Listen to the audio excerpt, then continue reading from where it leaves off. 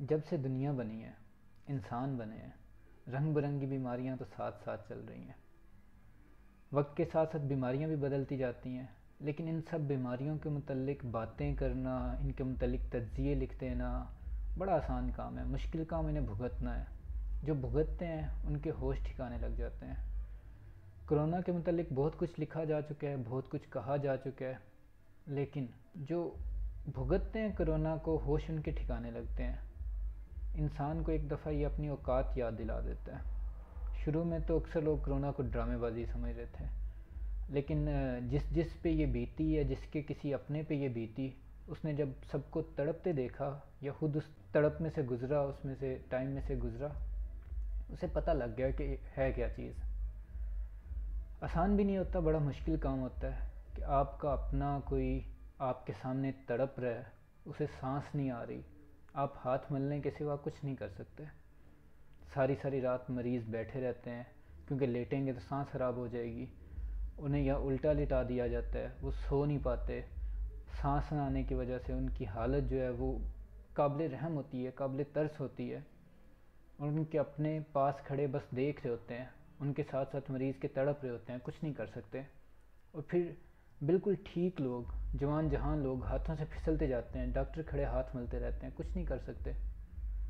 شاید ایسے موقع پہ آ کے پتہ چلتا ہے کہ ہم انسان، ہماری سمجھ بوجھ، ہماری عقل، ہماری کوششیں، ہماری تدبیریں خدا سے چھوٹی ہیں۔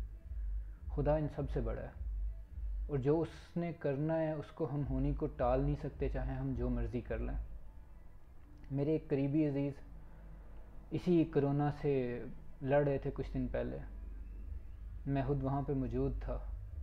وہ تڑپتے رہے، ہم کچھ نہیں کر سکے، ان کو نہیں بچا سکے۔ لاکھ چاہتے تھے، جو ممکن تھا سب کیا، لیکن نہیں بچا سکے۔ ان کی میت کو قبر میں اتارتے ہوئے بھی یقین نہیں آ رہا تھا کہ یہ حادثہ پیش آ چکا ہے، لیکن حادثہ تو پیش آ چکا تھا۔ کرونا کی جو نئی لہر آئی ہے، یہ کچھ زیادہ خطرناک اس وجہ سے لگ رہی ہے کہ اس میں مورٹیلٹی ریٹ، مطلب کہ مرنے کے امکانات تھوڑے زیادہ ہیں۔ اب پہلے کی طرح تو احتیاط ممکن بھی نہیں ہے، جس طرح پہلے لوگ کرتے رہے ہیں کہ ایک دوسرے کو اوائڈ کریں، ایک دوسرے سے ملنا جلنا چھوڑ دیں، لیکن تھوڑی بہت احتیاط تو کرنی چاہیے۔ ہاتھ دھو لینے چاہیے بار بار، ماسک لگا لینا چاہیے، زیادہ گیدرنگز میں غیر ضروری طور پہ نہیں جانا چاہیے۔ ہم اگر اپنی اور اپنے عزیزوں کی جان کی حفاظت نہیں کریں گے تو کون کرے گا؟ زندگی قیمتی چیز ہے، احساس تب ہوتا ہے جب کسی کو اپنے ہاتھوں میں مرتے ہوئے دیکھیں۔ قدر کیجئے اس کی، اس سے پہلے کہ قدر کرنے کے قابل نہ رہیں۔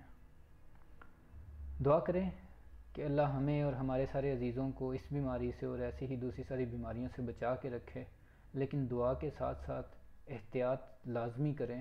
کرونا اب اس طرح پہلے کی طرح ایک ہوا نہیں رہا جس طرح سال پہلے شروع ہوا تھا اس کا، لیکن یہ ایک بیماری ہے، موجود ہے، اور بہت سارے چراغ گل کر رہی ہے۔